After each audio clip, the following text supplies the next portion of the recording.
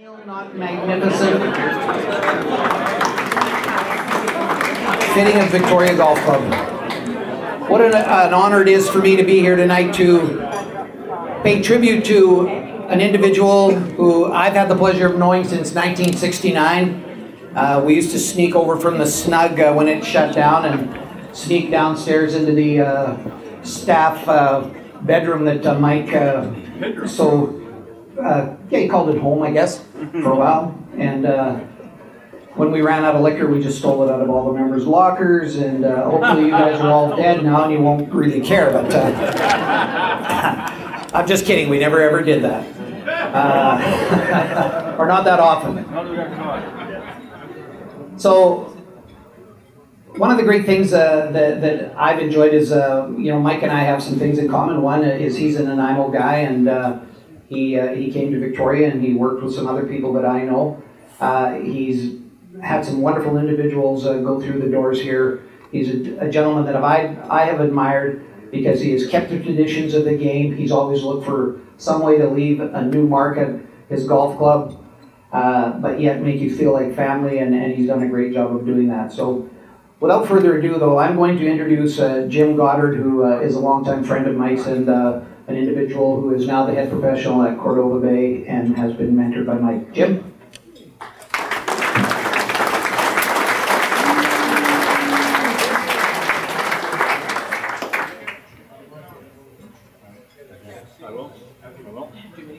I apologize. I'm okay, Norm. I just returned from the Ryder Cup in Chicago, and I watched the final putt from the car rental return at O'Hare Airport. Unfortunately, we had to catch a flight. So I would like to lead the room in a little song. Ole, ole, ole, ole, ole, ole, ole. Was anybody singing? Just you, Jimbo. Everybody else is cheering for the U.S. Gigi, who decided to seat Bolton beside Hasty? And then Cookie in behind. I can't see a thing. Now, Jackson gave me 20 minutes notice to come up and speak. I had no idea. But I did rush back from Chicago to play in this and to honor my good friend Mike. Mike I've known since 1981 when I was enticed. I was an assistant in Vancouver, just fresh in BC. And he enticed me to come over and play in this little thing they had called Viac. And said, come over, it's a lovely, restful couple of days, stay in the Oak Bay Beach Hotel. And so I did. I booked a room in the Oak Bay Beach Hotel, never saw the room. So I am looking forward to its reopening. Because Mike owes me a night or two over there. So, I'm among friends here. I was fortunate enough to work at this club for 7 years back in the mid-'80s. And so I still see a lot of friends in the room. It's very lovely to see you, and I always appreciate the welcome back when I'm invited to play here, and it's just a wonderful club. But what I would like to say about the club is that this is a golf club. This is not the Victoria Country Club, which used to make me cringe when I heard that from visiting golfers. It is a golf club, and it is full of golfers, and that's what makes it special. And this man is a golfer. He loves the game, he loves the camaraderie, and he loves all of you. And he looks the same. You know, look at that fellow. If you look at him straight on, he looks the same. From the side, more of them. Not so much. And a lot of you look the same, like Alex McCabe. He's looked like that since 1943. And it's lovely to see you, Alex. Mike and I have had many adventures over the years and a lot of fun. And we got in a little bit of trouble one time. So I would like to, Donna, are you here? Donna? Donna, I would like to complain a little bit about the choice of bread on the tables. Mike and I, no, but I did keep a piece. Mike and I were reprimanded by the BC PGA many years ago. We were at a function much like this, and Mike's idea that we should bun the speaker. And I didn't argue, so. Gotta say who it was. It was a friend of ours, Bill Penny, at a very auspicious occasion. We were playing in the Titleist Cup, which was an event much like the Ryder Cup, Alberta against BC. And Bill, the trader, a BC boy, was the captain of the Alberta team and speaking all dolled up nicely, very serious at the pre-function dinner. And so Mike's idea, let's throw a bun at him. And we did. Mike missed, but I got a dead, solid perfect. Better golfer. So, Mike, there you go.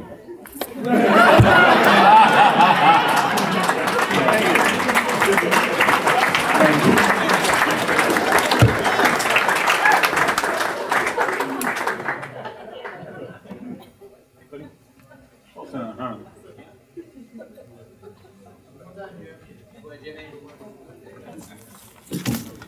Jimmy, I'm glad I didn't give you too much notice. You'd have been up here all night for crying out loud.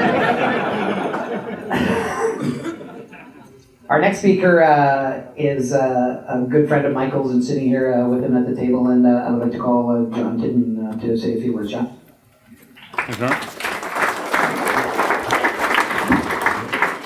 I don't know why I'm here as kind of a new member, been here since 1993, and has been reminded me several times. Past President Bob Dole frequently reminds me, "You're on probation, Tidman. You will be on probation until you either quit or we kick you out of the club." But since 1993, I've had many wonderful times when I've enjoyed playing golf with Michael. And sitting here this evening, the word that I keep hearing over and over again is the word professional or professionalism. And that's a term that comes to my mind whenever I think about Mike. And I know in all the times that we've enjoyed a game of golf, he's always on the golf course. Never mind, we know how he is in the pro shop and here in the club. But on the golf course, he's always been very professional with me. And I've struggled with my game over the years. And God knows Michael has spent a lot of time with me on the course. The only reason I play with him is because I get free advice. Otherwise I wouldn't play with him. And he has tried diligently over the years to guide me to a lower handicap and done a lot of different things, and some subtle and some not so subtle. One of the less subtle times we were out playing, and he had a golf cart, and there were 2 sets of golf clubs in the cart. And Mike's riding around the cart by himself, and me being the athlete I am, I was walking, and I said, what's with the second set of clubs? He said, well, they're southpaw clubs. He said, all the time I've been playing with you, Tidman, it hasn't worked too good for you playing from the right side, so I thought maybe today we're on the course, I'll bring a set of sticks from this side, and let's just see if we can't make some kind of an improvement. Didn't work so good. There have been other attempts at trying to improve my game. One time we were here, we had lunch, we were teeing off in the afternoon, we had lunch first, and the gal came over and said, do you want to have a drink? I said, no, we're playing this afternoon. Mike said, bring a beer. So I had a beer, and we had a little time for our tee off, so another drink, no. Mike said, yeah, come on, Tidman, believe me, try it. It can't hurt. So we went out and played after I was lubed up, and it didn't work. So towards the end of the game, Mike said, I'll tell you what we're going to do next time, Tidman. He said, why don't you just skip the game, go to the 19th hole, get us a good table, and see if that doesn't work. So there have been numerous attempts like that, and all the time was always in the best spirit, and I know he was trying to be a consummate professional. I can't recall the number of times I've seen Mike display professionalism here in the club. One that comes to mind is I was standing down the pro shop one day, and a couple of members came in, gals that had just completed their run, and I could tell clearly they were very distressed. They were not happy campers. And they came up to Mike and said, we're upset, we're really upset, and one of the gals said, I can't tell you how embarrassed I am to say that I'm a member of Victoria Golf Club. We had some guests here from out of town today, and you've done something here that's just such an embarrassment to us. The tee markers have been changed, and what they've got out there today is pieces of driftwood that somebody found on the beach, and they painted them a bunch of colors, and they put them down there as tee markers, and this is just so unbecoming to a club of the stature of Victoria Golf Club, and I just don't know what we're going to do. We may be forced to tender our resignation from the club. And Mike, being the consummate professional that he is, smiled and listened to the members. And I don't remember the exact response, but he handled it with such grace and decorum that it was just one more example of all the years that I've been a member here where I stood back and so marveled at his tact and decorum and professionalism that he deals with people in any situation. And when you speak of professionals, God only knows this golf club. I guess it's not like a lot of others. There are lots of professionals here. We've got the lawyers. Yeah, they're here. We've got dentists, doctors, accountants. I don't know, 95%. Who knows what the percentage of the members are professionals, and I have had the fortune of dealing with lots of very impressive professionals in my life, and I can honestly say that one of the most impressive and noteworthy professionals that I have ever met in my life is Mike Parker.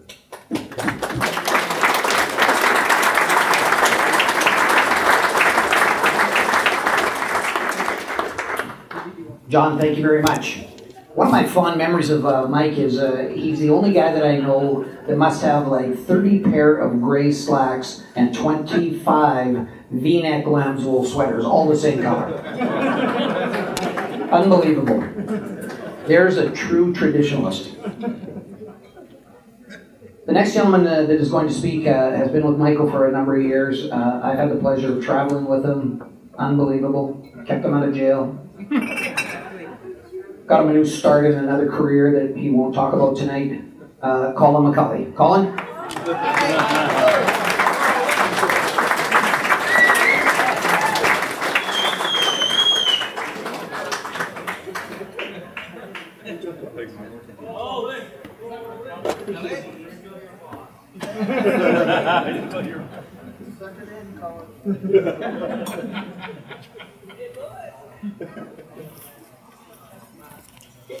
Where shall we start, Mike?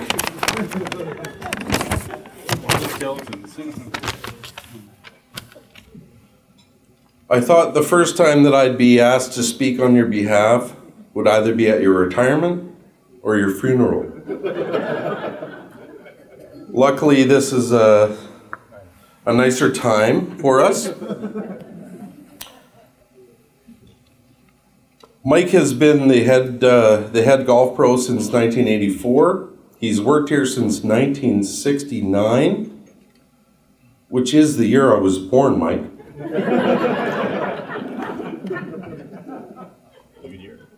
It was a great year. I've never known a man to work 6 days a week, every week, and never take a holiday. And Mike has done that year in, year out. I've known him for 22 years. And Mike, I applaud you for that, and you need to take some holidays.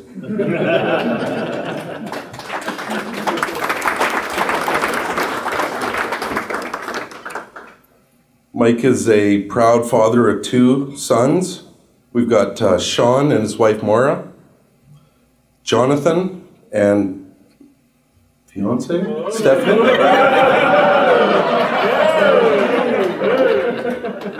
Saw that comment as well. Both two fine men. Their playing ability is questionable, but still two fine men. And Mike's sister Pam is here as well. Pam, welcome.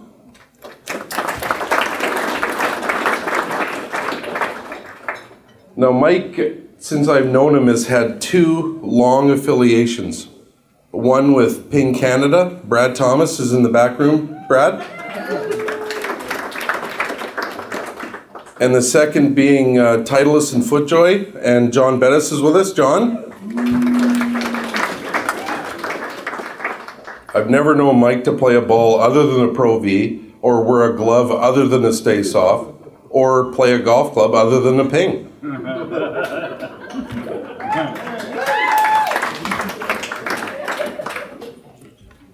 Now, Mike represented VGC in countless tournaments, numerous interclubs. Apparently, I had to look this up, but Mike played in the Johnny Walker Tour. I'll buy it briefly. Mike, was that the Canadian Tour? Yeah. 2 events? 2 events. Made no money. That's why it was 2 events. Johnny, they drank all the profits. Now, we actually have a trophy in the lower hallway. Mike and his good friend Doug Mahovlik started the Vancouver Island Assistance Championship, or VIAC as it's been known, and I know many of you have played in this tournament. Mike actually won the tournament in its inaugural year in 76, 77, and 78. Well done, Mike.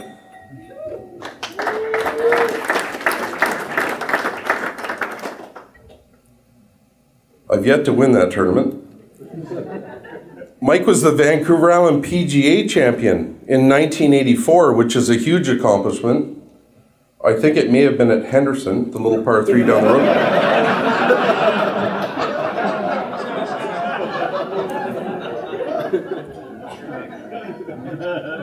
Now, Mike and I played a match recently, last week, and I've got a couple of notations, Mike, for you. When I first started to work for you, Mike, you had a Ping 1 iron in your bag. Best Ping 1 iron player, aside from Andrew Smart. But we were on the 9th tee, and he says to his partner, "Do you think I can get 7 wood there, or should I feather the 3 wood?" Gone are the days of the 1 iron. And when I first started here in 1990, Mike had a Wilson 8802 putter. He was a great putter.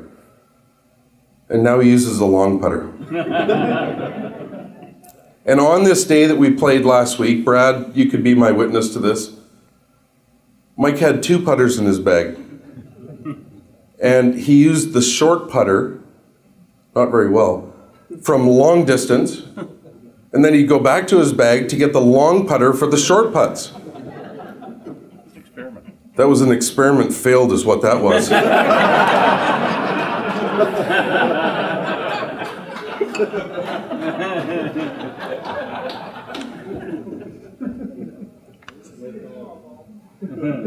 Now, it took me a few minutes to compile this list, Mike, but what I thought I'd do was name the assistants that have worked for you since I started in 1990, and if my math is correct, there's 18. I'd like to go through them. Some of them are with us tonight. Jim Goddard is here. Dale Broughton is here. Blair Piercy. Brian Hann is here. Chris Herkel. Tara Roden. Ron Gill. Scott Harper. Ted Hanlon. Daryl Faulkner is here. Daryl. John Palmeson. John Caden is here. Dan Danis. Scott Kolb is here. Laurie Hamstra. Todd Tweedy. Jeremy Johnson and Steve Haggard. And your current pros Arlen Walknitz is here. Arlen? Big hand for Arlen.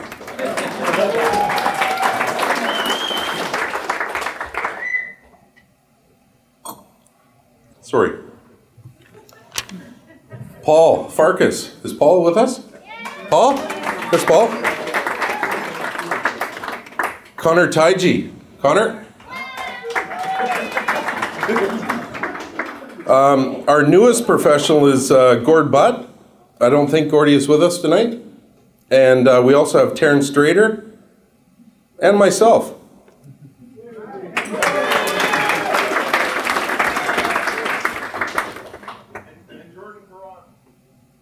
And Jordan Caron, I did forget someone, I'm sorry. Jordan's not with us, is he? I named him. He just left. Mike, you've been a mentor to all of us, and we're all proud to say that we worked for Mike Parker at the Victoria Golf Club. Congratulations, Mike, on this prestigious award, and I'm happy to call you my friend.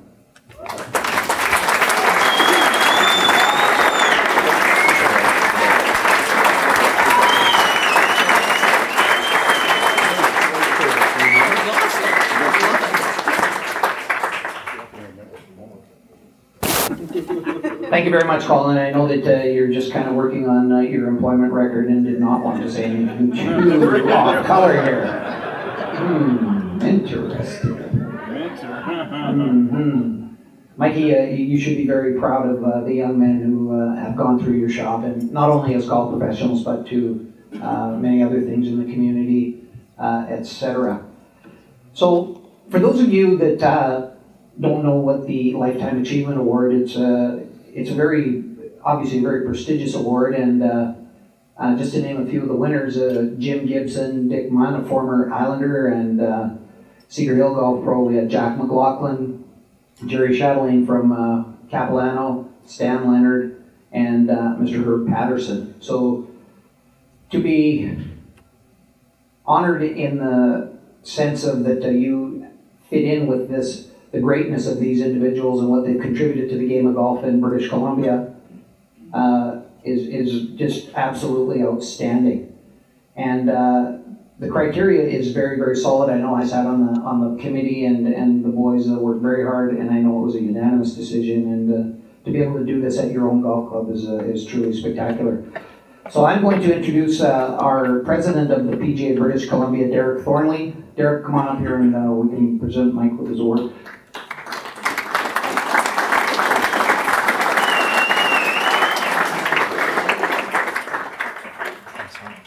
Where's your glasses? Thanks. Thank you. To the members of Victoria Golf Club, to Scott Cole, the General Manager, thank you for welcoming the PGA of British Columbia to your fine facility. Ooh. Mike Parker, you're just about ready to receive the Lifetime Achievement Award from the PGA of British Columbia. Before you get that in your hands, there's a few things I'd like to say. And if you wouldn't mind, just stand up here with me, since you'll be on the tee next.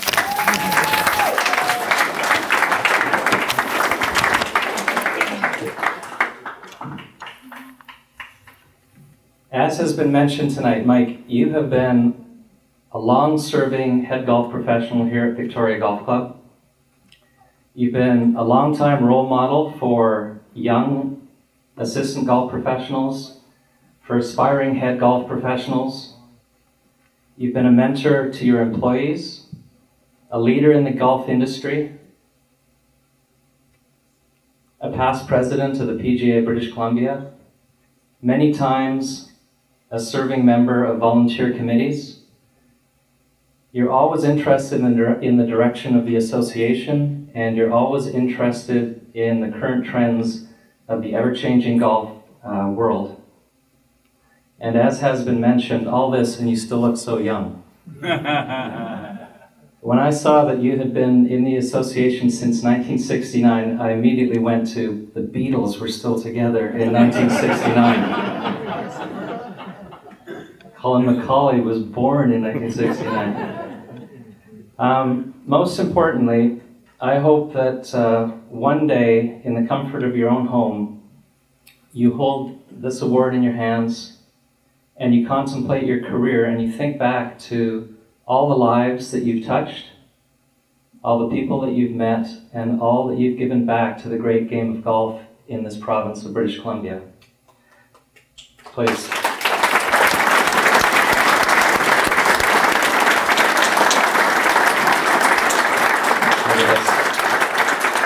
At this time, it is my sincere honor to present you with this award of distinction, to share with your family, to share with your friends, and to share with these wonderful members of Victoria Golf Club. Congratulations, Mike.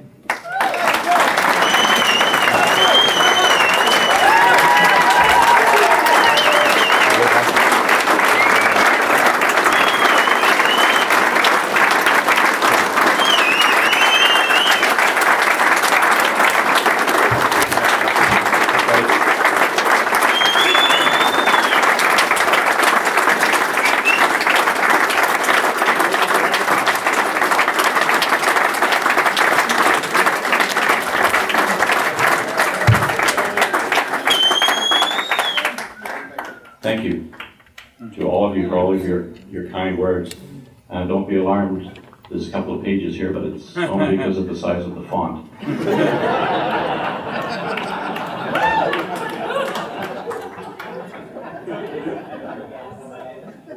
I was up till midnight last night writing this, and for those of you who know my ability with a computer, I was going to email it to the office and then print it off here this morning.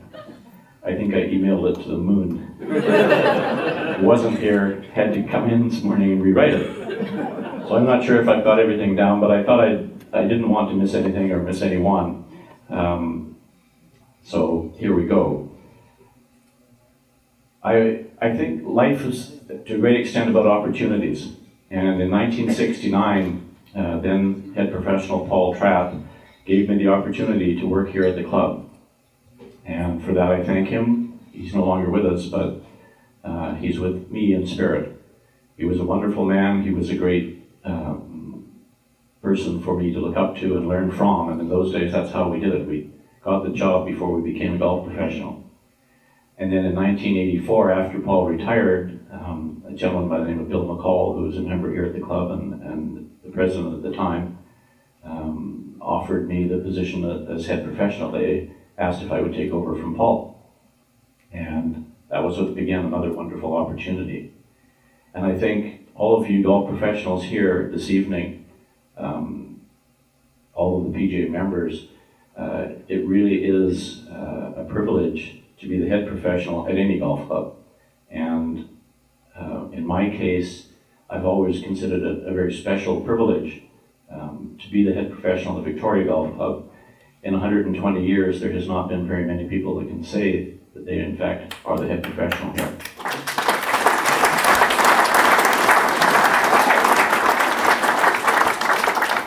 And along with the title of head professional, I think goes a great sense of responsibility. In my case, a responsibility to my staff and to my fellow PGA members, because this is a showcase golf course. It really is. But the biggest responsibility I feel is really to the members of the club. And to me, it's always been, Colin, I think, mentioned working long hours, which I did and do. But I believe that that's the best way for me to accomplish what needed to be done. And as all of the gentlemen over here know, if you're the head professional of a golf club, that's 24/7. When you go on the town, when you go out for dinner, when you go anywhere, when you're introduced, you're not introduced as Joe Smith, you're introduced as Joe Smith, head professional at such and such a golf club. And I know that it's really, for me, I can't really remember a time when I wasn't the head professional golf club. It seems that way anyway. But the golf professionals at your various clubs, we are the face of golf in BC, and it's a high-profile thing that we do, and for someone like myself, not always the easiest thing to do. I'd much prefer to work in the background and under the radar, but it's something that needs to be done, and I've always enjoyed doing it. I would also like to thank the members of the club for being so incredibly supportive of myself and my staff, and of all of the things that we've tried over the years on their behalf, and all of the things that we've tried to do. We've always strived to be creative and innovative, and I really think that's very important. When you come to work in the morning, what can we do different, what can we do better? That's really the key to being successful, I think. And I think the best job security you can have is doing a good job. Okay?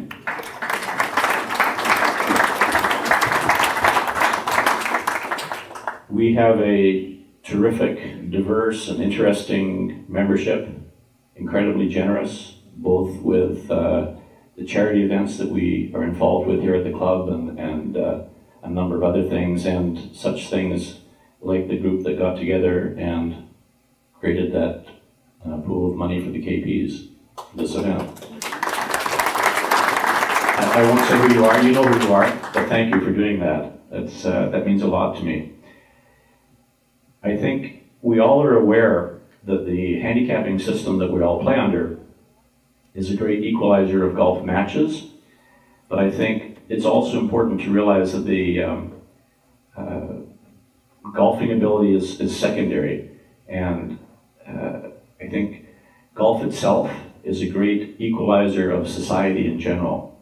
You can take good golfers and bad golfers, you can go out there and have a great game. You don't necessarily need to be the same level of ability. You can't do that in many other sports. You can't take a good tennis player and a bad tennis player and have a terribly competitive game, whereas our system does work very well that way.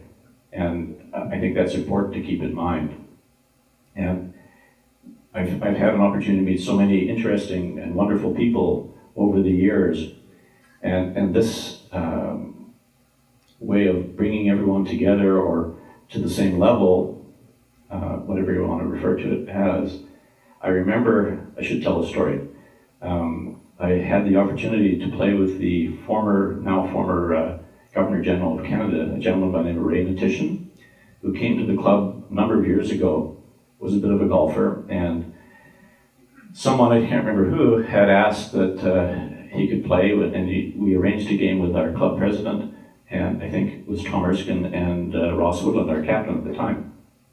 And we were told, okay, when this gentleman arrives in the limo, you're spoken to, you address him always as Your Excellency. So we said, fine, we can do that. So he arrived, and good afternoon, Your Excellency. Nice to have you here. We were right on the first tee, and he hit it off the first tee, and nice shot, Your Excellency. And then he hit it into the trees, and it was that bad luck, Your Excellency. And that was a poor break in bunker, Your Excellency. And this went on till we got to the second tee, and he said, gentlemen, let's for the rest of the afternoon, because we're playing golf, please just call me Ray. So it was nice shot, Ray. Bad luck, Ray. And of course the needle came out.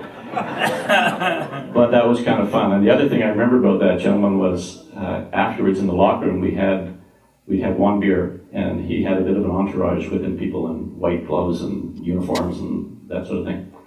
And we were having such a great time. He said, let's have another beer. So we decided to have another beer, and the gentleman waiting for him said, sir, we really need to get going. And he said, we're going to have another beer. The hospital opening in Prince George will have to wait.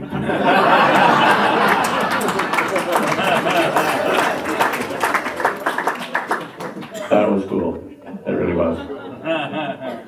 I've had the opportunity to meet and play golf with so many interesting people over the years, from Wayne Gretzky and Steve Nash, who's a member here.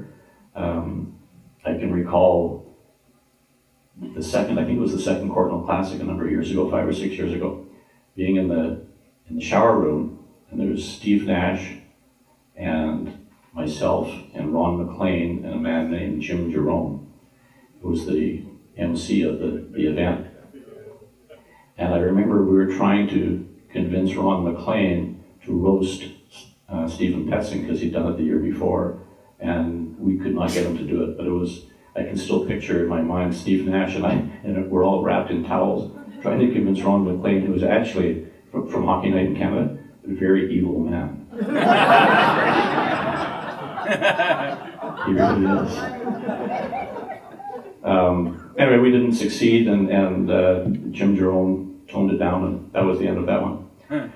People like Pam Anderson, who was at that, interesting people, TV people, movie people, lots of them, too many politicians to name, not that you'd want that anyway. I had the opportunity to meet Sam Snead and Byron Nelson very briefly, many years ago. You are old. Yeah. I know.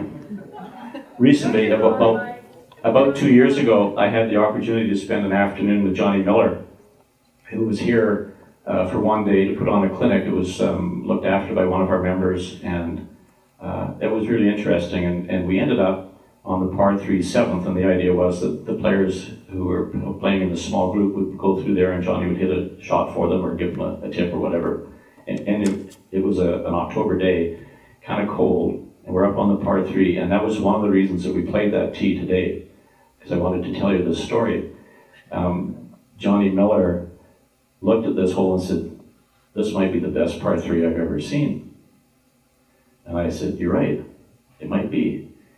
And then he grabbed a 5-wood out of his bag, dropped a ball about where we played today, and into a pretty good breeze. And the pin was about the same place on the left-hand side. And he hit the purest 5-wood you've ever seen, landed right by the hole, stopped about 2 feet behind the hole. That was very impressive, and I actually got a picture of it. I got a picture of him at the top of his backswing, and it was perfect. His swing is still perfect. The man cannot putt. That's his only problem. There's a lot of that going around, I know. And I only used the long putter and the short putter once. The 7th tee, one other thing, there's a tree, it's a cypress tree, planted at the back of it because of a gentleman by the name of Don Francis, who was a manager here a number of years ago now, and he used to take new staff members up to that tee and just get them to sit there and have a look. You're going to work here, and just make an impression on them, and I think it had its effect. And I also remember Tom Erskine, who I don't believe is with us this evening, but he coined a phrase that I know we've used for a number of things here at the club. But I remember sitting on the bench with him, and I guess there was a bit of a delay, and he said, "You know what? This is like having a seat on the front row of life." And he was right. He was right. And that tee and that whole area is so wonderful. I'm so glad that you guys got to experience it with a little bit of a breeze today. Would have been no fun with no breeze. I've had the opportunity over the years to serve on a variety of committees here at the club. Lord knows I've served on a lot of committees. I think it would be fair to say that my favorite committees would be the Links and Long Range Planning Committee working on the golf course. I think it's so important that the golf professional be involved and have input on what happens on the golf course. And I've been very fortunate to have that opportunity, and I really have enjoyed working with Jeff Mingay, who is our architect at the moment, having discussions. And I think I'm a closet golf course architect at heart, but I really do. It's one of those things that I really enjoy, and I'm sure most of you do. There's never any lack of ideas and opinions as to what should be happening on the golf course. And the other thing I would like to say about that is I have had the opportunity in the last 10 or 12 years to work with our current golf course superintendent, Paul Robertson. And I have so much respect for him. He is absolutely one of the very best in the country. And I'm sure that he's forgotten more than I'll ever know. But his guidance and sharing of what he does on the golf course has been important to me, because it's allowed me to explain to you, the members, what's going on out there, because everyone comes to the shop, comes to me, why are we blowing up that tee, or what are we doing with that bunker, etc. And for all of you golf professionals, you need to know that, and you need to know it in detail.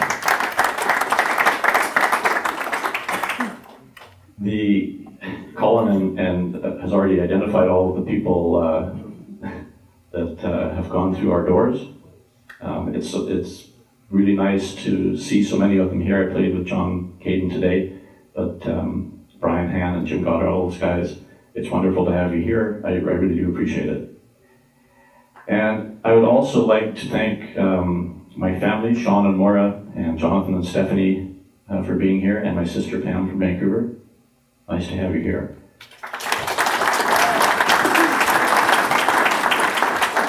They have been very understanding over the years of the hours that I put in.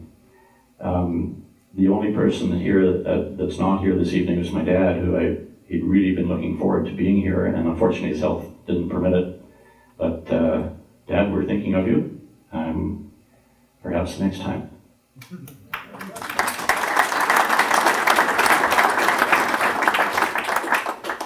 And I know 43 years certainly seems like a long time, but the reality is it's passed very quickly. I've always tried to be respectful of the members and the club and all of the things that the club stands for and does. And I think it's very important that you can exhibit consistency in the way you do things, and I think it's really important to be a little like golf. How do you conduct yourself on the golf course? You don't lie, you don't cheat, not even a little bit. And you always do the thing that's the most fair to everyone involved. And that's how you play the game, and that's a very good way to conduct yourself. So gentlemen, do that. The winners, the past winners, I can't tell you, I know all of these gentlemen, which tells you something. You know what that means. Yeah, I know. Well, here I am just approaching my prime, Colin. Oh, yeah. But to have known people like Dick Munn and Jim Gibson. I played with Jim's son in the interclub match with Capilano this year. Stan Leonard, who played here in the 70s in the Lady Scott event. My good friend Jerry Chatelaine from Capilano, who for years and years we played every single interclub match against each other. And Herb Patterson, who was the Titleist FootJoy man for so many years. I actually got an email from Herb. He's 87 years old now, but he actually sent me an email yesterday saying that he would have liked to have been here, but he has pneumonia and couldn't make it. But we're thinking of Herb as well. Anyway, these people have all been such terrific contributors to golf in BC, and it really is an honor for me to be included in this group of people. They really are a very special group. And I think finally I've been so very fortunate for a very long time. Not many people have had the opportunity to say that they've spent pretty much their entire working lives on the front row of life. And that is neat. And I really do thank you for being here, the professionals for being here, coming and enjoying the golf course. We thought we'd give you a little bit of win today, just so it wasn't too easy. It was right up at 3 o'clock, Mike. Yeah. On target. It was a little difficult out there at times. It'll be a little better in the morning for you.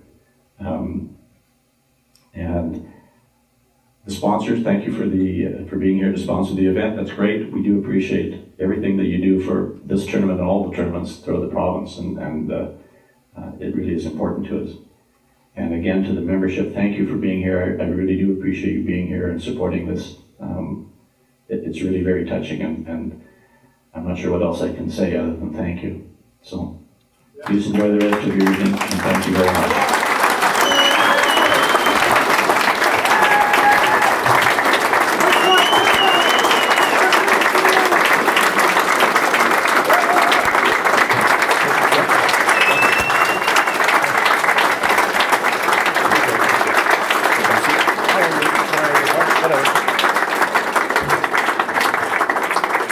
Michael, I have one more. We only had a few speakers here because we know you can't stay up very late at night at your declining state in life. So, but I do have one other little message that was passed on to me, and it says, "Congratulations on your Lifetime Achievement Award from the PGA of BC.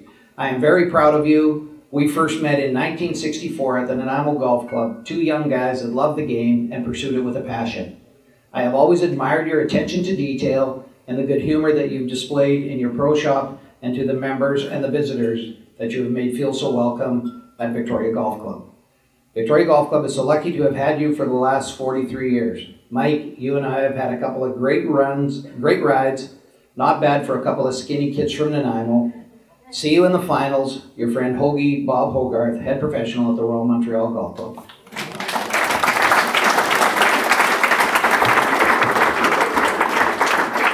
Ladies and gentlemen, that wraps up our festivities for tonight. What a great honor for your head professional. Your golf club continues to follow the traditions of the game. Thank you for being such great supporters of the PGA of British Columbia. And we know Mike is a big part of that and is a great salesman for the PGA of BC. So again, we hope you've enjoyed your evening. Congratulations, Michael, to honors well deserved.